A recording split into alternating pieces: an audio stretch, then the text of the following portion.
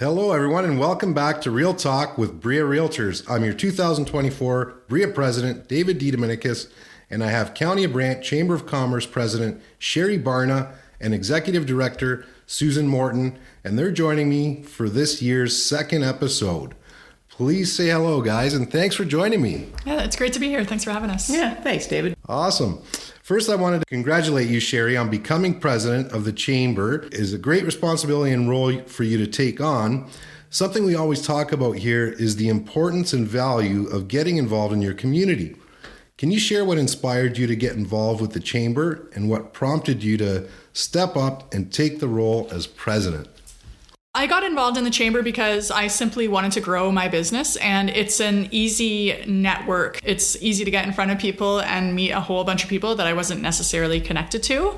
And so I was a part of that for a few years, went on the board in 2022, 23, I guess, and served there as the marketing chair, and then was asked to be president, and I willingly and happily took that role. And it's been really great, honestly. It's given me a lot of opportunities to grow and to work on leadership skills and just have some things happen that we're really excited about for 2024. That's amazing. And tell us about your business. My business is called Purple Bean Media, which is a digital marketing agency. And we focus on the main three pillars of digital, which is social media management, SEO, which is search engine optimization, and designing websites. And then, of course, from there, people are always asking about traditional marketing, and we do that too. And we just know the need to get out there, build your business, be in front of people, because as someone who's so passionate about local business, that drives me crazy is when people are like, no, I got a website guy from the States, or they're using all these other people. And I'm like, oh, we have such great local businesses right in town. Let's use them. That's such a great point, Sherri. And I know BRREA, we're very hyper local and promoting the use of local realtors. We've got a great membership of just around 500, and realtors are really engaged in the community. They're also always looking for marketing options. So like a shameless plug for your business, because we always want to connect people. If you can just let our members know your website in case they are interested in getting some of those services? Yeah, my website is purplebeanmedia.com, which is, if you just Google it, if you Google Sherri Barna, I should pop up. If I'm doing my job right, I think I'll just pop up. That is so true. Very good. Thanks so much. And thank you for volunteering. I can totally relate, and especially with what you talked about, the growth aspect of it. I can certainly tell you, as being chair and president of the association for 2023, and then also for 2024, last year was a huge year of growth personally for me. Getting out of your comfort zone and getting into uncomfortable, sometimes even scary situations, or public speaking and presenting, and those are all things that I personally didn't like, even podcasts. Yeah. So, I can totally relate. And that's the heart of any volunteer. We do it because we want to give back to our communities. We want to give back to industries that have treated us well. And, we want to see our communities and our businesses and, our members thrive. And the satisfaction and the growth and the joy that comes from giving back is really the reward. Right? So yeah, my hat goes off to you. Great job. And Susan, you've been involved with the County of Brant Chamber for over 10 years now. What's the most important lesson you've learned over the years regarding networking and getting involved? You touched on it. For me, it's the power of community and partnerships. Like Sherri said, getting out there, meeting other business people, talking about what you have in common, finding out how you can use each other's resources. During the pandemic, it became very clear to me that if you didn't work with other organizations, you weren't going to survive. And we strengthened so many partnerships. We established so many partnerships and strengthened so many partnerships through that time.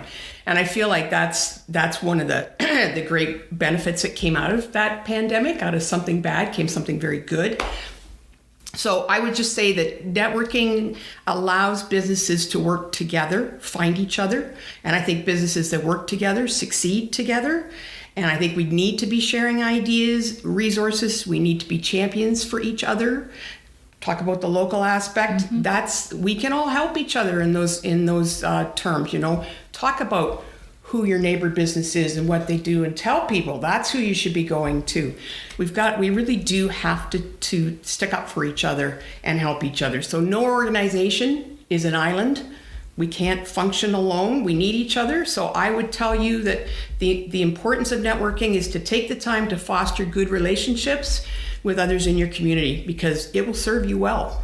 Thanks so much, Susan. I love what you just said, and it resonates loud and clear with me as a fellow volunteer, and I know our members understand it as well.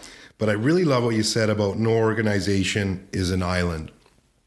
And in our industry, we can certainly relate to that.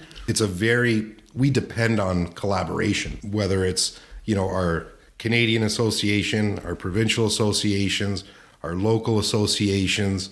It's all based on collaboration, and you guys are probably a similar structure.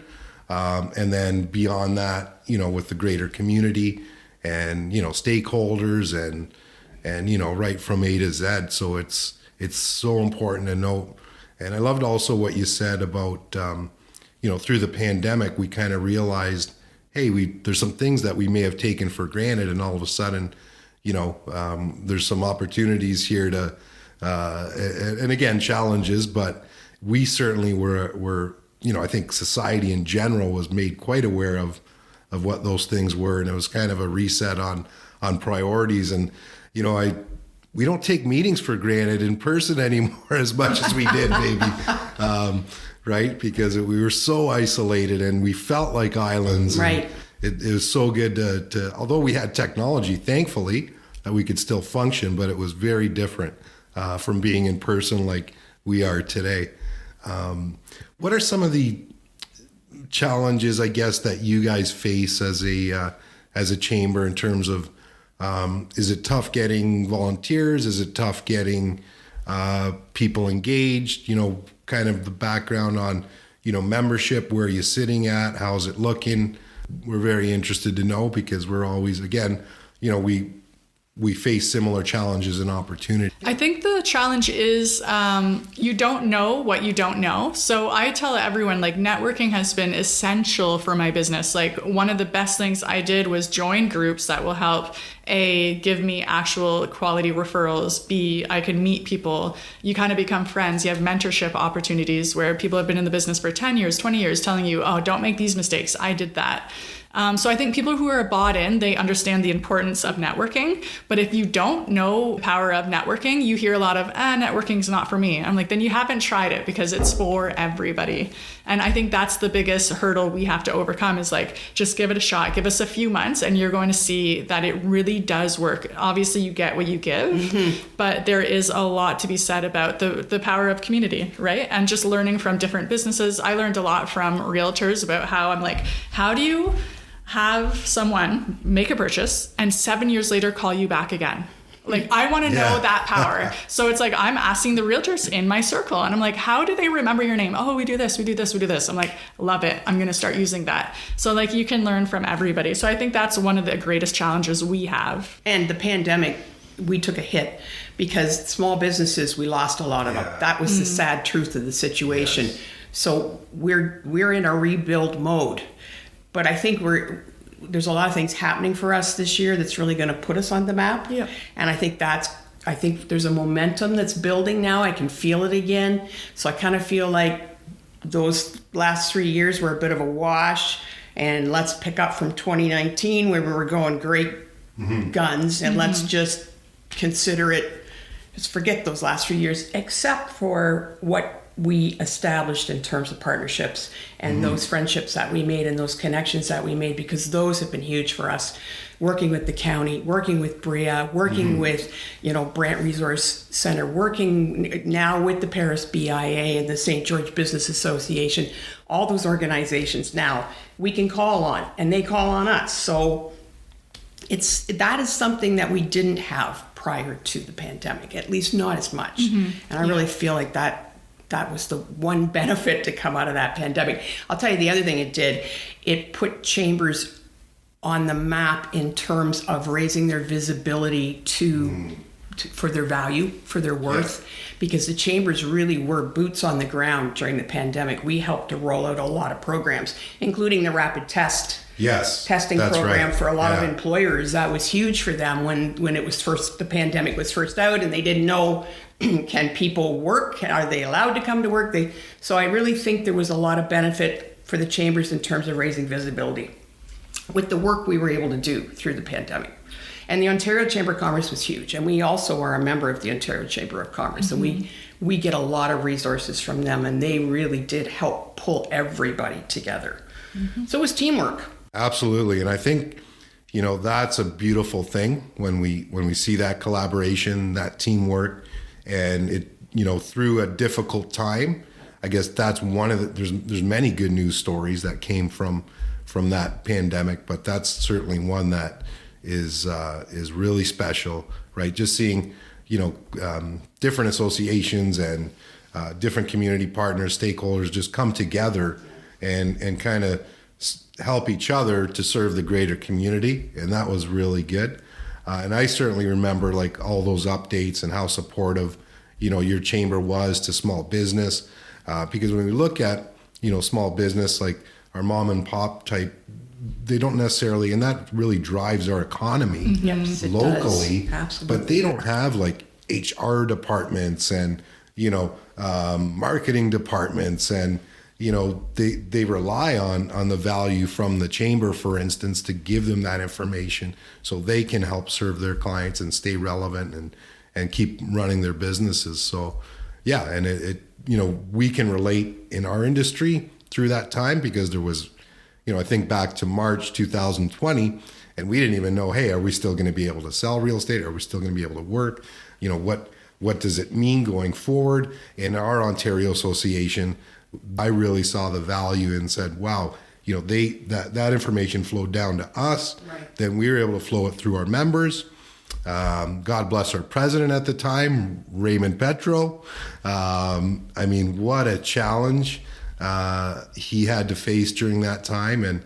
And we were certainly, again, we turn those challenges into opportunities and ways to provide value to our members. And, so I totally resonate with what you guys are saying. And now back to your point, Sherri, because I think you made a great point. Why do you think people are afraid to get involved, whether it be networking or, getting out in the community or becoming a volunteer? Yeah, I think a lot of people face the problem of time, like we all do. And I meet so many business owners who are so busy working in their actual business, they don't work on their business. They don't take time for marketing. They don't take time for networking. And I think that is a problem because like in marketing, we have like these funnels. You want to always be putting stuff in the top of the funnel and moving people through the sales process. And that is what networking is. But again, it takes time out of your life. Whether you're doing morning meetings or you're doing something in the evening, you do have to prioritize it. And I just feel like people don't feel like they have the time. But I think if they gave it a good solid 6 months, they would say like, oh my gosh, this is not just worth the time. It's an investment of my time. Yes. So I think it always comes back down to, are you too busy working in your business and you forget to work on your business? Yeah, that's a great point. Thanks for sharing. Certainly agree with that. And I want to kind of focus in with you, Sherri, for a minute, because you're someone that's deeply involved in marketing.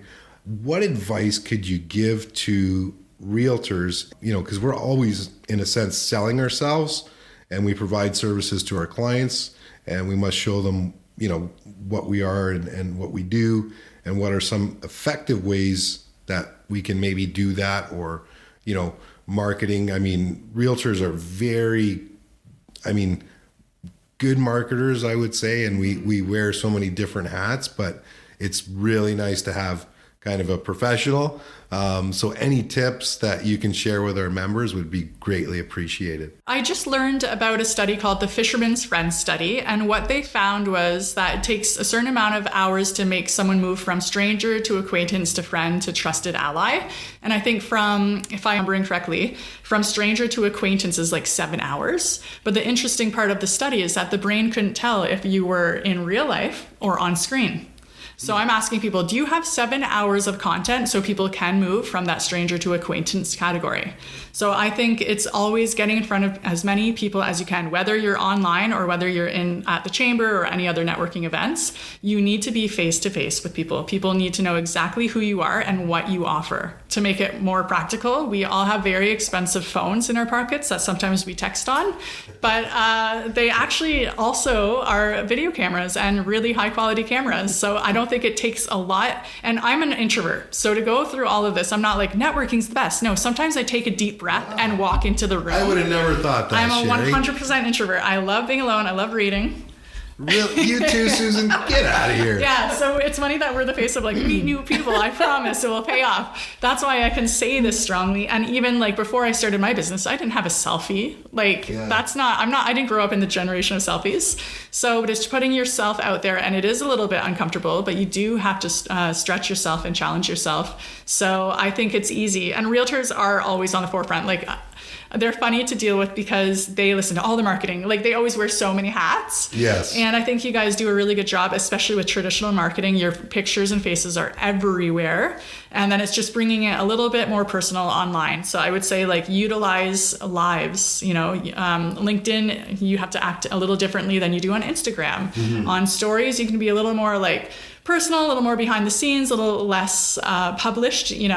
On the feed, you might want to come across a certain way, and use the reels, use all the opportunities we have, and don't put your eggs in one basket, because you never know that, like, if all your warm leads are on Facebook, I know it's hard to start at 0 on TikTok or 0 on Instagram, but you do have to have all the different baskets there, because if your Facebook goes down, which just happened to a realtor friend of mine last week, she's like, they thought I was under 13, they took it away. Boom. All of her warm leads were gone. Ouch. Wow. So it's really painful. And I don't think she'll get it back. So I'm just like, that's why you have to spread it out and just be everywhere at all times, which is really hard, but it's just what has to happen. So even like before this or after this, actually, we'll be taking a selfie. Why? To say, hey, we're here on the BRREA podcast. I thought it was just to torture me. But it's not just to torture you. I do this for business purposes. So it's just simple things like that, but you have to keep that top of mind, because it's really hard to remember all the time. Oh, take a picture, take a picture. You're right. So I would say, honestly, that's all it is. It's just like, make sure you're consistently online and get that phone out and start snapping. Those are some really great tips. I hope our members will appreciate it. I know I do.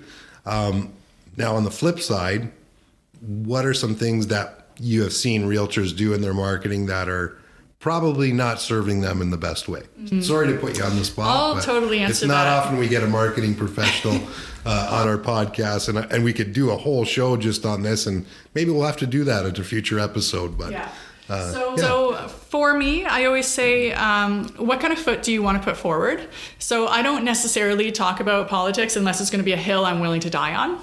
I'm not going to talk about like certain things. I personally don't share my family online, just because as someone who's online often, there's like a ton of creeps. Don't be a creep. Yeah. Actually, a couple of days ago, there was a restaurant, I think it was in New York City, called The Table, and someone had to cancel their reservation. So the person messaged them and just blasted them. How could you do this? This is brutal of you. Da-da-da-da-da-da-da.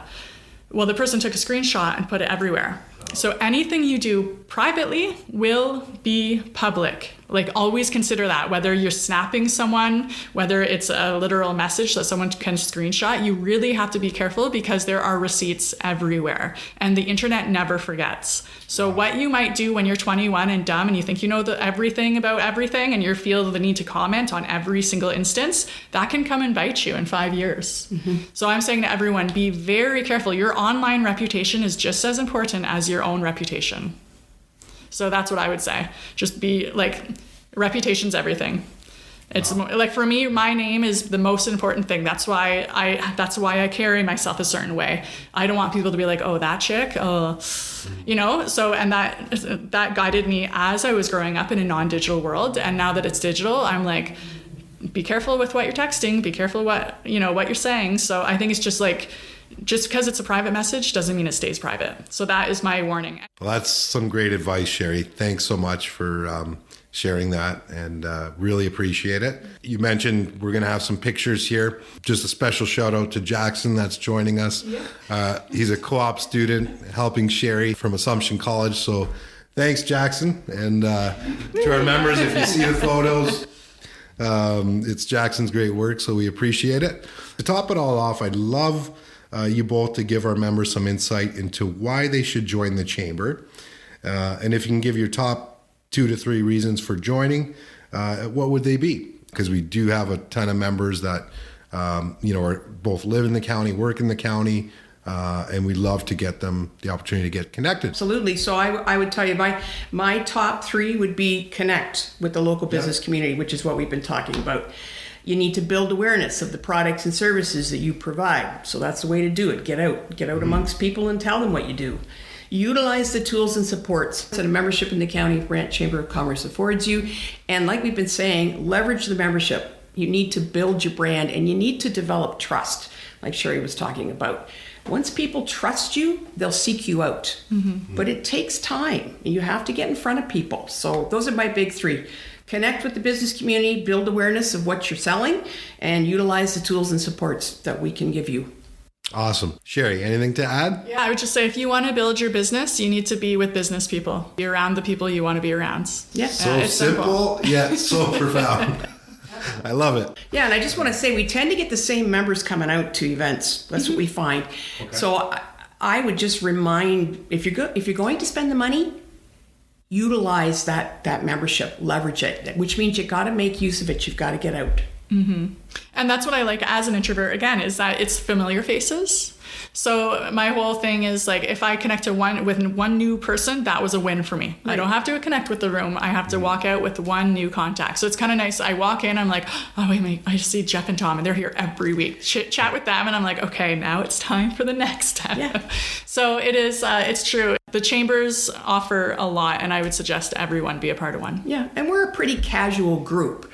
So if you're a new business and you're nervous about meeting people, I think you'd find that the atmosphere when you come out is welcoming and casual.